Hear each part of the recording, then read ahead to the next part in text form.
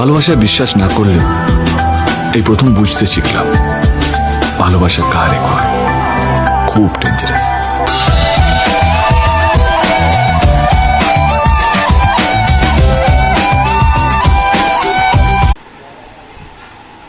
ভালোবাসায় বিশ্বাস না করলেও এই প্রথম বুঝতে শিখলাম ভালোবাসা কারে কয়।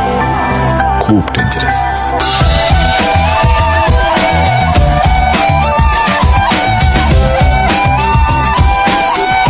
আমি আমার সেই ব্যাড হ্যাবিট যেটা আমি সারা জীবন ছাড়তে পারবো না, ইনফ্যাক্ট ছাড়তে চাইও না।